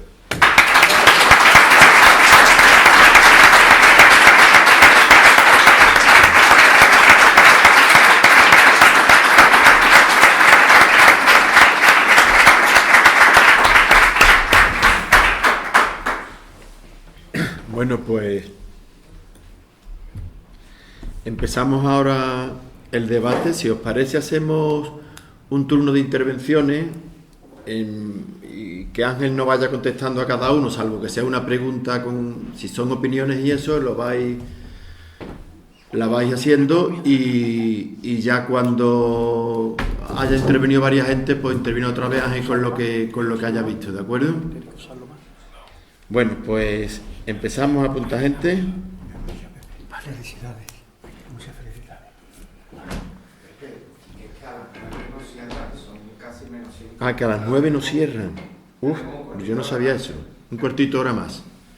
Bueno, pues intervenciones cortas entonces para que pueda. Y entonces, como vamos con un poco de prisa, no se nos vaya a olvidar, el sábado organiza Solano una visita a un campo de concentración de Sevilla. Y Frasco, ¿tú puedes ampliar la información? Bueno, vamos a ir a Sevilla con Cecilio Gordillo, que nos va a enseñar varios campos de concentración. Pues empezaríamos en el del Colector, que está en Heliópolis, a la vera del campo Helvético. De ahí pasaríamos a los Merinales, pasado el Hospital de Balmes, el Arenoso, y luego en la Corchuela, y terminaríamos en Los Pinos de Romana, en Alcalá de Guadalupe. Él nos iría explicando todo lo que estamos viendo, y para la gente que quiera ir, pues saldríamos del viso sobre las 8:15, 8:30. Ya veríamos la gente que tendríamos para apuntarse, si tendríamos un autobús o iríamos en coches particulares. De todas maneras, para toda la gente que esté en los grupos de WhatsApp nuestros, también pueden apuntarse por ahí, pero sobre todo si puede ser antes de la tarde del viernes, por si tenemos que contactar con el autobús, pues se agradecería. Gracias. Bien, bueno, pues venga, empezamos a... ¿Quién quiere intervenir? Venga, Rafael. Empieza ya. No, yo una pregunta. En la relación de determinados que aparece al principio en el campo de concentración de Ocaña, veo que no aparecen los comunistas. No pilla cuando he puesto, aparece como prisionero de guerra. ¿Todos eran de guerra? Bueno, se le llama así, pero en los billones que había de prisioneros de guerra, la mayoría, muchos de ellos eran comunistas, vamos. Bueno, eso a los comunistas le pusieron eso es por los triángulos. El triángulo rojo, el que llevaban los triángulos rojos eran los comunistas, pero también los socialistas, los anarquistas. Los presos políticos le ponían el triángulo rojo y a los prisioneros de guerra también les ponían el triángulo rojo. Entonces eso se cuenta, esa división es, porque yo no sé si existe... Como prisioneros de guerra, que iban a su casa y lo metían en un camión y se llevaban allí. No, yo no tengo los datos tú dices de los alemanes, de los comunistas alemanes. ¿Alemanes o de donde fueran? Y fueron de todo un sitio.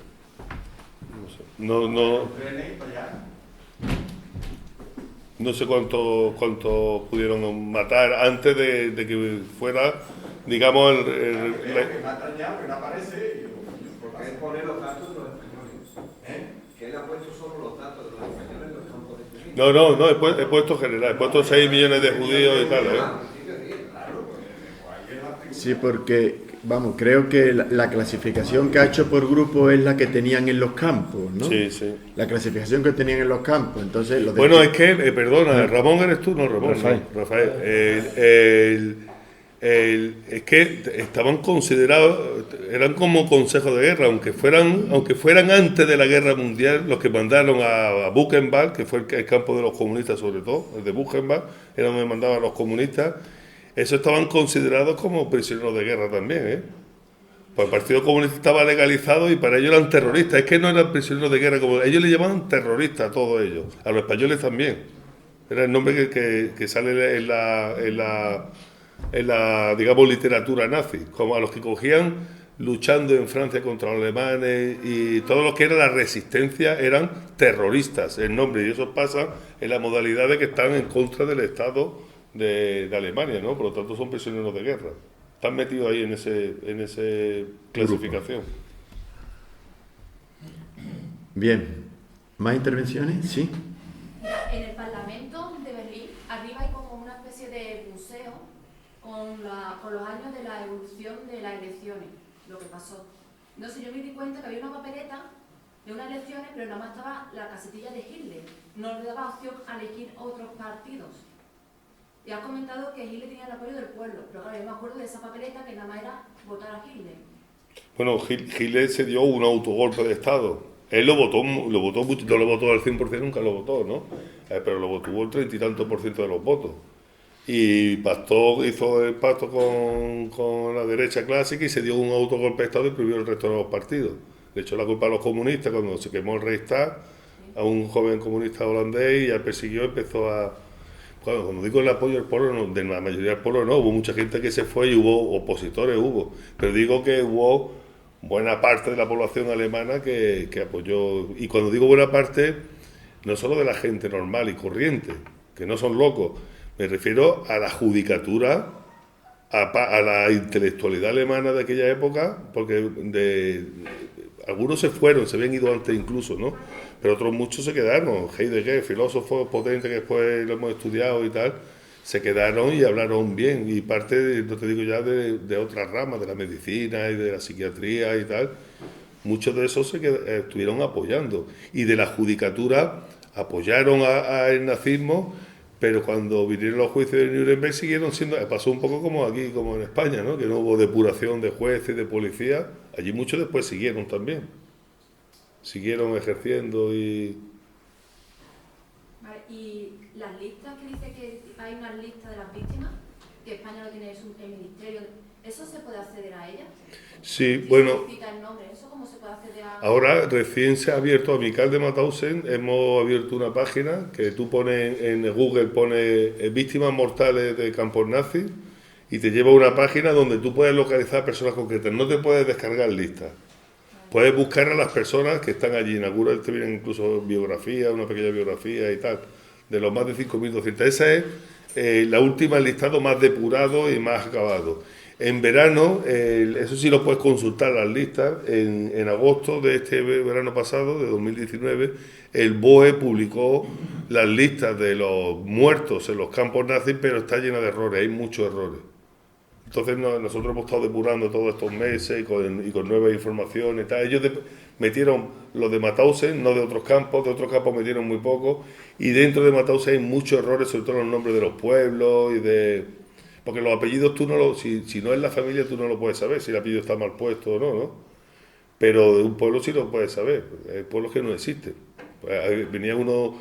Villanueva de las Fuentes de Sevilla, ese pueblo no existe en Sevilla. Es un error que venía en el BOE, ¿no? Pero esa sí la puedes buscar y la encuentras y están las listas de todos los españoles.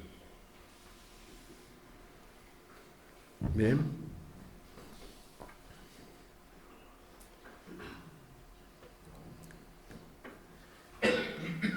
David. Siempre hemos dicho la importancia que tiene leer estas páginas de la historia para que, no solo para recordar, sino sobre todo porque para construir el presente y el futuro hay que tener muy presente también el pasado, fijarnos en el pasado para que no se vuelva a reproducir. Y en ese sentido, siempre nos ha llamado la atención el máximo horror al que se llega con las políticas de exterminio nazi, ¿no? Pero sobre todo por aquello de la limpieza no solo étnica, sino ideológica de todo tipo, ¿no? Cómo van configurando un tipo de ser humano. Pero eso comienza también aquí en España, ¿no? Cuando hay un golpe de Estado perfectamente planificado, tiene un objetivo, que es vertebrar un Estado al servicio de las élites de entonces que favorecieran la explotación económica. De ahí que se dieron también los campos de concentración. Los campos de concentración en España, que fueron pioneros, no lo olvidemos, sirvieron precisamente para favorecer el trabajo esclavo, para favorecer la explotación, ante un tipo de régimen anterior que lo que preconizaba precisamente era darle derecho a la gente. Cuando llega la República, empieza a haber se conquistan un montón de derechos sociales, de derechos políticos, y eso al poder, a la élite, a la oligarquía de entonces no le interesaba para nada. Por eso da un golpe de Estado. Y por eso se aplica la política de exterminio. No nos olvidemos de las instrucciones de General Mola, que tenían perfectamente diseñado que había que eliminar, si hiciera falta un 10% de la militancia de los partidos de izquierda, pues se eliminaban. A mí me gustaría insistir en una idea que ya ha dicho antes Ángel, y es que se intenta presentar algunas veces al nazismo como obra de unos locos o de alguien, y nada más lejos de la realidad. La sociedad alemana de entonces era una sociedad perfectamente estructurada, con una élite intelectual muy preparada a nivel científico, a nivel técnico, a nivel artístico. Vivían en un estado de derecho, algo tan similar como lo que vivimos ahora nosotros, un sistema democrático, y se abrió camino ahí un régimen de tipo criminal. Lo digo por el paralelismo que puede tener con la situación actual, con la situación no solo en España, sino en el resto de Europa o en el resto del mundo. Bolsonaro, los Trump y toda esta gente, ¿no? Y que una vez que llegan al poder determinada gente, lo que sucedió es, dan un golpe, un autogolpe, como ha dicho Ángel, acaban prohibiendo todos los partidos, empiezan a perseguir a gente y se hacen con el control de todo y un estado de terror en una sociedad de derecho, digo, quizás tan preparada, más preparada como la que está ahora la española, y no fue obstáculo para hacer lo que hicieron. Entonces no es bueno pensar en la obra de unos locos, sino en toda una actuación planificada que algunos no la vieron venir. Es irle llegar al poder, como ha dicho él, con el apoyo de la derecha convencional alemana, que piensa que puede controlar al tipo este en su beneficio propio, y luego se le descontrola totalmente y hizo lo que hizo, ¿no? Bueno, y no... También pudo llegar ahí por la desesperación que tenían los alemanes por el tributo que le estaban dando a los ganadores de la Primera Guerra Mundial, ¿no? Porque ellos estaban pagando un tributo por haber comenzado la guerra y haberla perdido. Entonces ahí había una desesperación en la población alemana. Claro, viene uno y le dice lo que le prometió, que iban a dominar el mundo, que iban a... Y entonces, pues fue para ellos no más. Pero y no solo es la población alemana, es que la población de muchos países europeos fueron colaboracionistas de los nazis. Hungría, Rumanía, Croacia, esos estados eran perversos totales. Holanda, Italia. Después ayudaron, mucha población de Gran Bretaña estaba con los nazis. O sea, ayer Churchill tuvo que también que... O sea, que había mucha gente que pensaba así, que no era... Pero a mí lo que me llama la atención es cuando hay que estar alerta, porque yo siempre digo que no son gente salvaje, que era gente normal,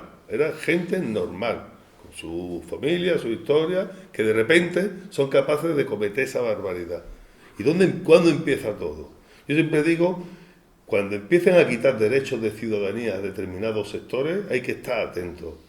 Y cuando empiezan las leyes de extranjería, y ahora a esta gente no les damos sanidad, esos discursos ya están, tenemos a Vox, pero Vox sabemos que son unos fascistas y tal, pero es que muchas cosas de las que dicen los partidos que se llaman democráticos, más moderados y tal, empiezan a aplicar determinadas, eso está pasando en Europa, dice que si nuestro electorado se va para allí tenemos que hacer esto, y empezamos a poner restricciones, y lo que está pasando con los refugiados es lo primero, ¿no? O sea, la incapacidad de Europa de ayudar a unos niños y a unas mujeres y a unos ancianos que se están muriendo de hambre y están desesperados, huyendo de una guerra, que en buena medida hay muchas responsabilidades de aquí. Es alucinante todo eso, ¿no? Y después cómo están empezando eso a restringir.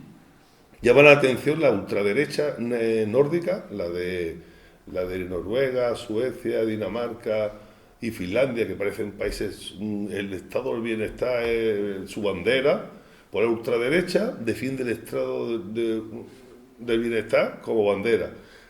Defienden los derechos de la diversidad sexual, de los gays, de las lesbianas, el apoyo. De hecho, algunos son gays. Defienden el feminismo, son animalistas, son ecologistas. Tú dices, coño, ¿y eso es ultraderecha? ¿Por qué? Porque solo para ellos. Ahí no cabe ningún otro, ni un moreno, ni uno del sur, ni un moro, ni un esto. O sea, todo eso, esa es la ultraderecha de ahora. Ya no es de la bota militar y el de tal. Son de otra manera y es blindarse para nosotros solos y los demás, ¿no? Porque esa es la historia de cuando tú empiezas a hacer categorizaciones tajantes y a jerarquizar a las personas, pues depende de su procedencia, de su religión, de su opción sexual o de lo que sea, ¿no? Entonces hay que estar muy al loro, porque parece que no, pero la ultraderecha puede que no gobierne, pero muchas de sus políticas las están aplicando los partidos moderados y tal, ¿no?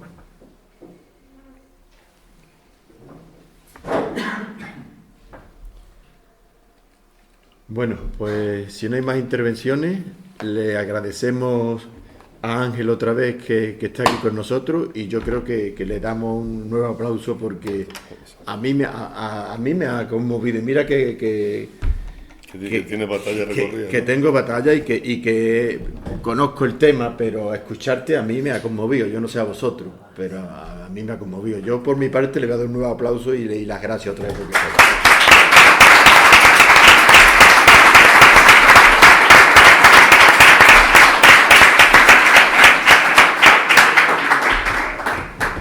Bien, antes de irnos, hoy ha sido un día de la parte pacifista de Solano, pero también, como sabéis, tenemos la parte ecologista y queremos hacer un regalo ecologista a nuestro amigo Ángel.